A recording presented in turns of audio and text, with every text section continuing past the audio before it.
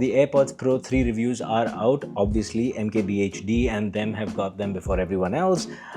But I came away with more questions than answers. That's when I stumbled onto another review by Dave2D, and I'm going to use both these reviews to do two things. One, I'm going to show you how one video is not the way to do it and the other is absolutely gorgeous. Like, what a fantastic review out of the gate. And two, we're going to try and see if we can dig deeper with the information these people have given us. So without further ado, let's get started with the MKBHD review first. But first of all, they still sound really good. This was one of the first things I was impressed with the last gen, and I even did some back-to-back listening, and I think these sound even a little bit better. There's more strong bass and low end, while still keeping, a totally full mid-range and crisp, bright highs, and very little high volume distortion, and they do seem to get even louder too. And there's Okay, so let's break that down a little. He says stronger bass. Well, that's good, but what does that actually mean? Does that mean the mid-bass thump is better? Does that mean there's more low-end rumble, the sub-bass? What is stronger bass? Is there just more bass? Is this more emphasized?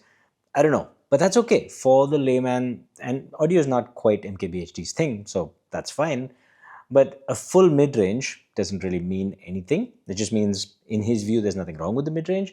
And crispy highlights or whatever the thing he said about the treble doesn't really mean much either. He just says it sounds better than the AirPods Pro 2, and he said the bass is a little more. That's all he actually said. The rest didn't really convey to us what it is. Basically, it sounds good, and there's something to do with the bass. That's all I'm clearing. a couple reasons behind this sound improvement. If you look very carefully, you'll notice the vents are actually slightly bigger, and the interior is redesigned to allow for more airflow. So I'm betting that's where a bit of that better bass response comes from. So he might bet, but this is just what Apple said in their presentation. He's just repeating the exact same point so far. That's fine. But then also the ear tips go into your ears at a slightly different angle, which you can tell if you look at the second gen. Okay, let's take a close look at this frame here. And, a moment of silence for a little bit of earwax on the AirPods Pro 2. Hey, that's understandable. I'm a reviewer. This happens all the time. It goes in your ear, okay? There's not much you can do about it.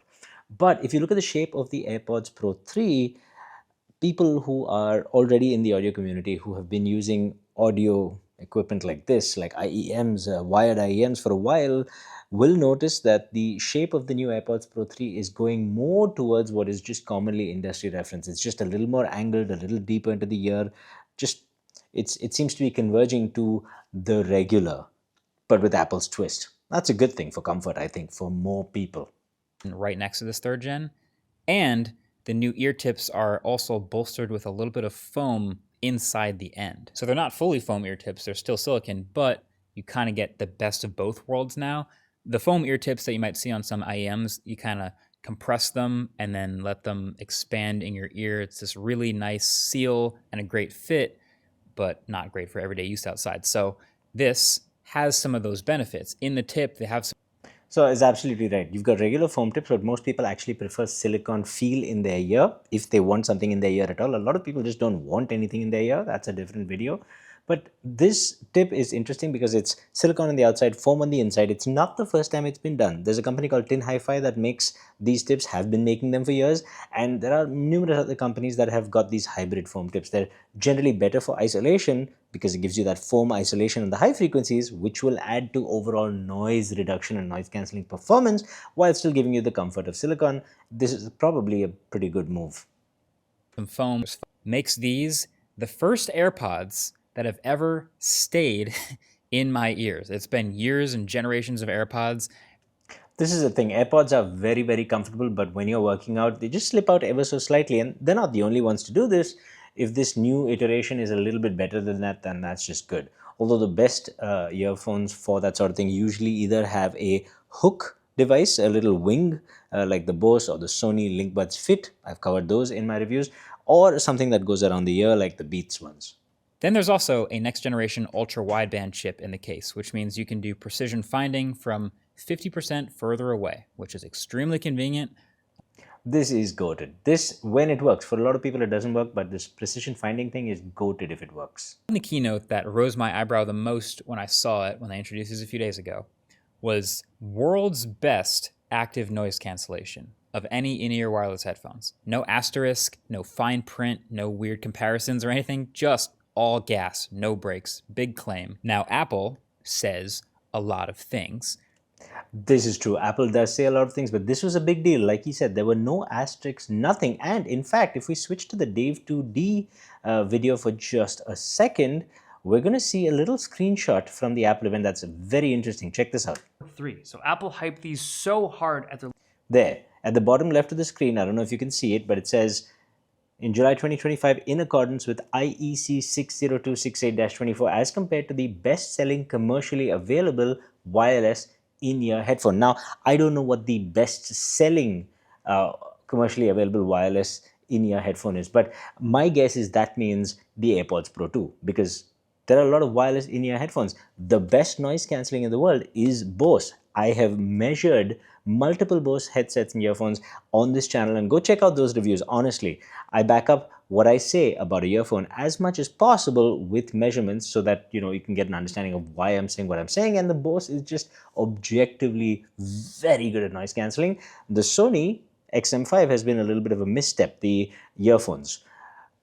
But Apple is comparing with the best-selling commercially available wireless in-ear headphones, which may well be just the AirPods Pro 2, just by number of sales. So there is an asterisk. I just don't think a lot of reviewers caught it.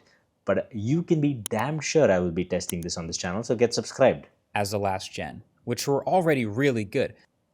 2 times as much active noise cancellation than the AirPods Pro.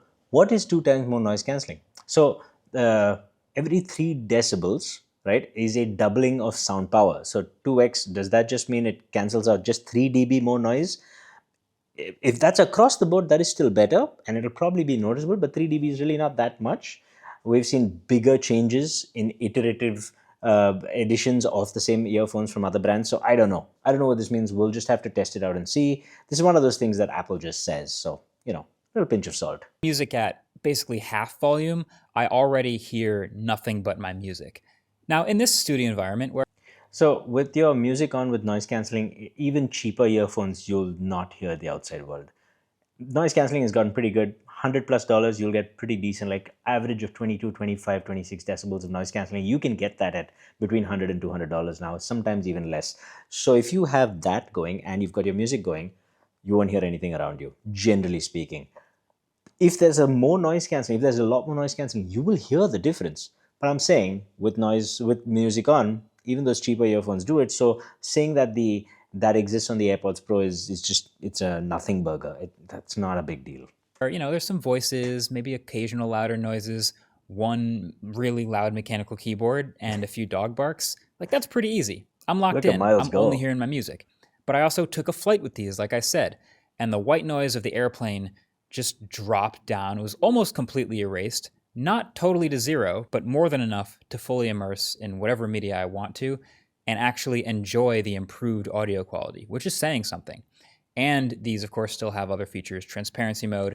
Okay, so there's a couple of things here. Number one, he just says noise cancelling is good, which is fine. He's not primarily an audio reviewer, but it doesn't say how good, it doesn't say how much better that is than the AirPods Pro 2, which would have been useful to know if someone's upgrading. And also, better sound quality, again, by what definition? How is it changed? What is it? I don't know. I feel like some of this is just the marketing points regurgitated, and he's clearly focusing more on the tech side of things, which is his forte, totally understandable. But I'm not coming away with it understanding that much more about how good it is at what it's supposed to do, which is sound things. Adaptive EQ, conversational awareness is here. I'm very happy with this ANC. I went and compared them back to back with the Bose QC Ultra 2, which I found less comfortable and don't seal in my ear as well. And they also don't cancel as much sound.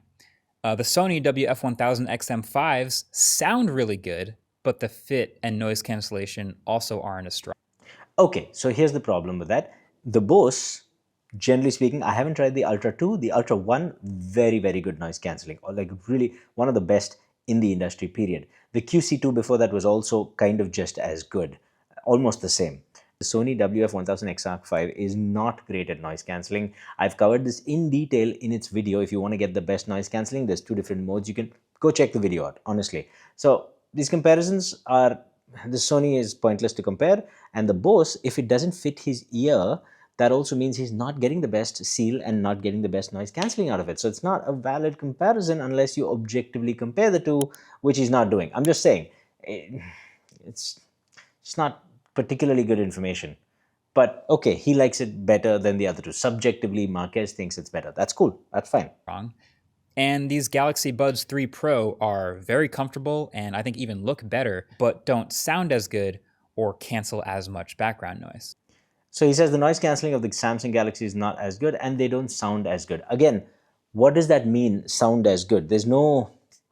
That could mean different things for different people. See, that's what I mean. I'm coming away with more questions than answers. And I think at this point, it's a good idea to shift over to the Dave2D review because just watch this man. Just look how he has done things.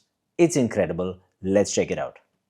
Launch event, and for good reason, because these are legitimately awesome. So I got these in right after the event, popped them in, awesome ANC, awesome mics, really cool new tips that are much more comfortable, great battery life. There's so much stuff that's happening here that is just truly best in class or best in the market. However, there's one thing that bugged me the moment I put these in and started testing them. It's that whenever I would listen to music and then pop in the old APP2s, AirPod Pro 2s, I preferred the sound. Let's not call it APP2. From AirPod Pro 2. So when I got home, I started doing... He prefers the sound of the AirPods Pro 2 over the Pro 3. Okay, now I'm interested. Let's see. Let him cook. Let him cook. Some blind listening tests. I set them up in my bedroom. I was listening with my wife, and we both consistently preferred the sound from APP2. And it was not every single track, but the vast majority of them. Oh, it was strange, cool. and we tried to trick each other. We would like try to pretend to switch buds, and like it was proper A/B testing. And if I had to describe why, it's that the sound of APP2 just sounded more natural. Like this sounded, maybe I'm just used to it, but it just sounded the way it should. But on APP3, it sounded like, I'm using words to describe audio here, but it sounded like the tracks were stretched artificially to give them like an artificial sense of like extra detail. And it just did. Okay, so that's cool. That is very, very cool. He's aware that he's trying to, do something abstract using words to describe audio, which is always a tough thing. And just, most audio reviews are like that, and most audio reviews are therefore just not as helpful as the creators, the reviewers want them to be. And Dave knows this, but he said something interesting. He thinks the old one's more natural, which leads me to think maybe they've done something a little exaggerated with this one. And he says it's been stretched to give you the impression of detail. That is very interesting. That I'm very curious to see where he goes with this. Let's check it out. Didn't sound the way that I felt like the music should. Now I took these devices and measured them with this ear tube apparatus. He's got a 711 coupler. Let's go. That's very much like the apparatus that I use. See, he's not like super in-depth in the audio, but he is trying to get you more. This is cool if he's used this. It's a very simple ear canal and eardrum simulator, and these are the measurements. So we have measurements. Okay. First, we've got measurements. We're going to break this down. Let's see what he has to say first. Is for AirPods Pro 3. So a few things caught my eye on these plots. The APP3s, the new ones, have... Dave, don't call it APP, man. Just Pro 3, Pro 2. Just saying. More sub bass. There's not a lot of music that actually goes down to those frequencies, but if you listen to stuff that has really, really deep and low bass, the new APP3s do a better job at presenting that sound. Yep, that is in fact sub bass on the left. Very nice. But secondly, if you look at the bass on the APP3s, there's a dip there. And I've seen some earbuds do this to emphasize the sub bass more. Like when you carve out a... Oh, my man's an audio guy. Yes, that is very perceptive. You do that little cut and you actually increase the rest of it depends on where the cut is. You can increase the emphasis of mid bass and or sub bass. But very cool, very perceptive. A little bit of that bass and remove it. That sub bass just pops out a little bit more. There's just more contrast because of that missing kind of middle area in that bass. And I'm not sure if that's why Apple did it, but I've definitely seen other brands do it to make the lower frequencies pop, and some people like that. There's also a blip or like a peak at 2.5 kilohertz that exists on APP3 that did not exist on APP2. And these were a little bit weird to me. I measured this multiple times and they're there on both the left and right buds. I'm not sure why. Now, these characteristics that Okay, so he's getting there, but he's not quite there yet. That blip is perfectly normal. It can be anywhere between 2.5 and 3.5 kilohertz. All earphones should have it. Not all of them do, but most of them do, and they should have it because that is mimicking the effect of your outer ear. Basically, earphones go into the ear, right?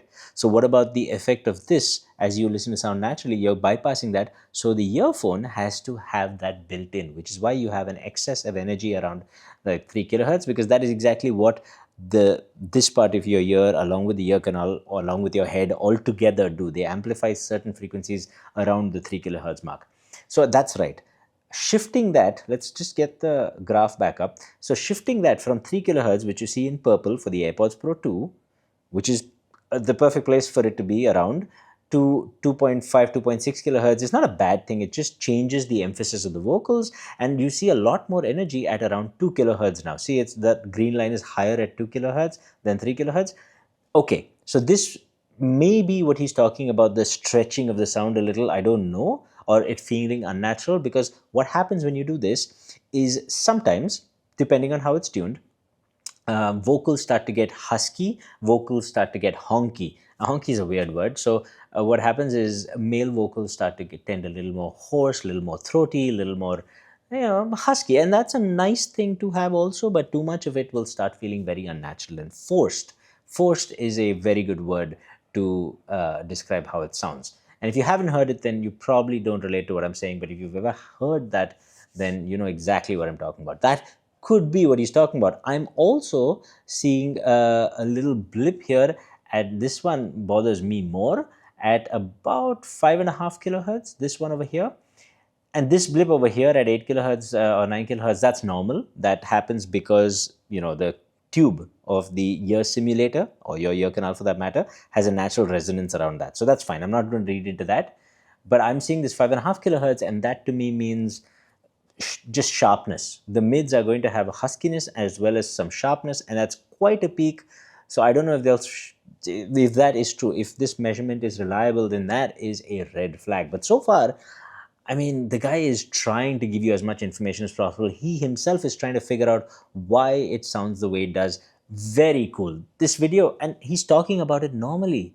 If you don't follow the frequency response, you can still follow what he's saying and get an idea of what he's trying to get at. This is such a better way to review it for a sound device.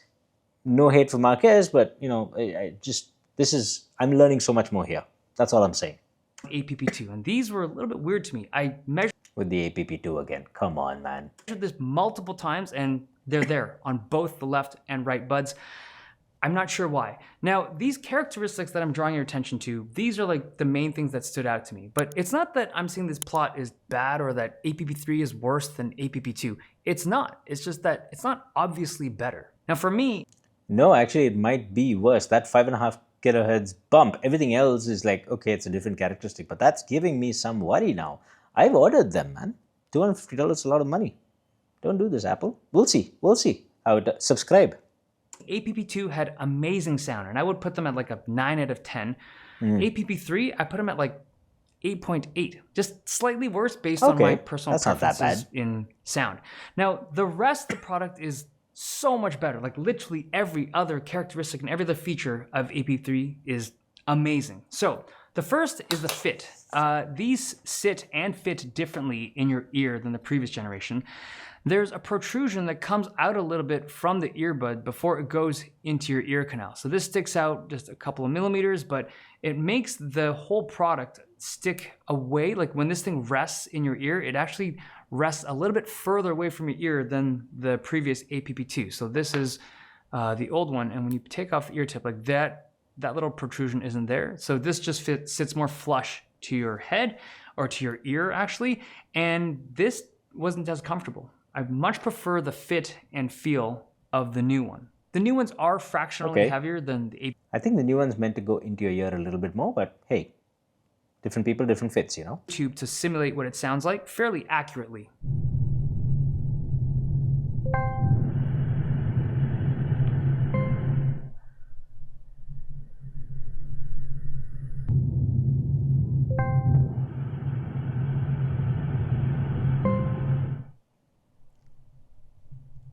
Okay, for all that stuff that Marke was saying, this is such a good way. Maybe I should do this.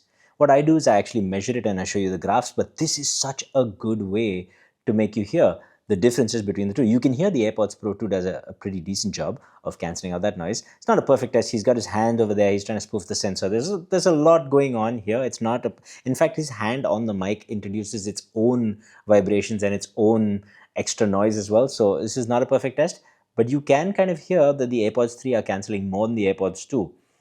He's using actual equipment to give you useful data, but in a way that everyone can relate to. This is such a better way to review it. I'm just so much value here.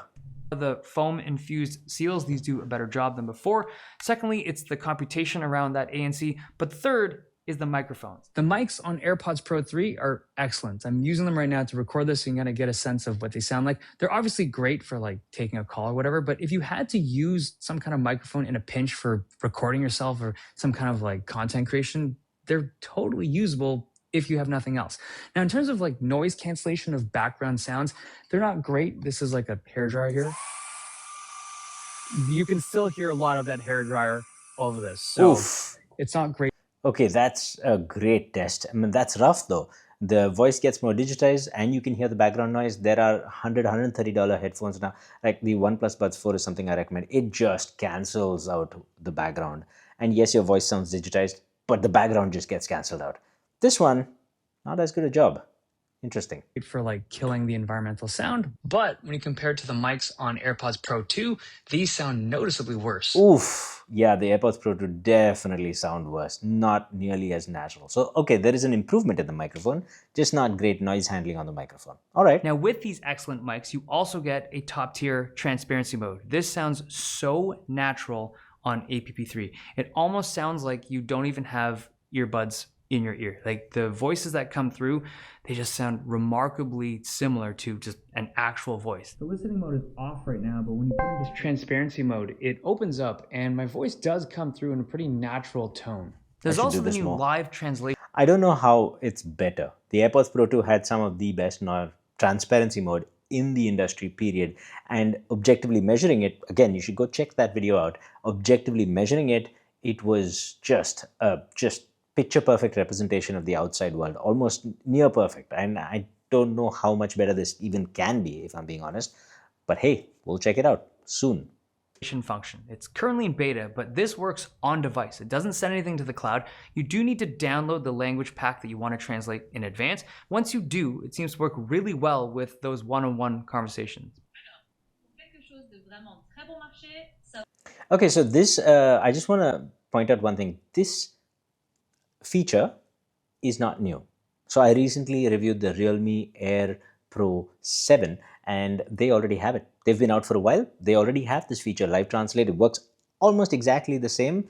It's not quite as finished. So the AirPods Pro do a cool thing where they actually reduce the volume of the guy standing in front of you and talking to you and give you the translation volume higher. That's very cool. The Realme doesn't do that, but it does give you almost real-time translation of what that person's saying.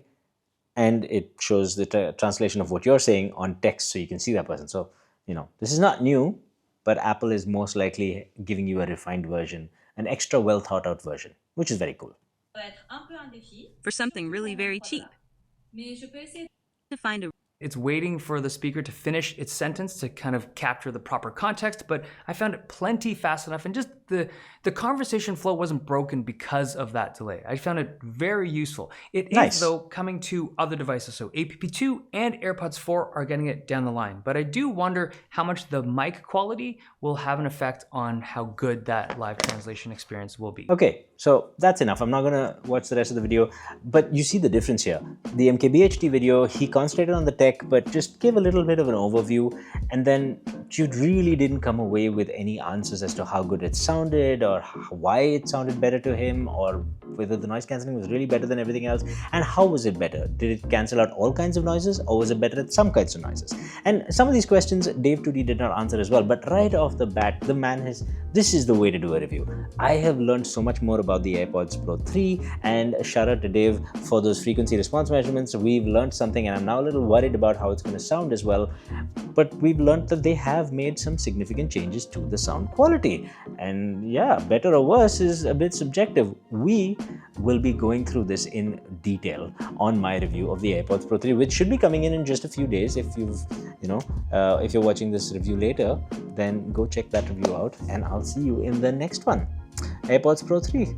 Love to see it. Psyched to try it out and review it for you guys. Till next time, stay happy, stay peaceful, stay colorful. Namaste.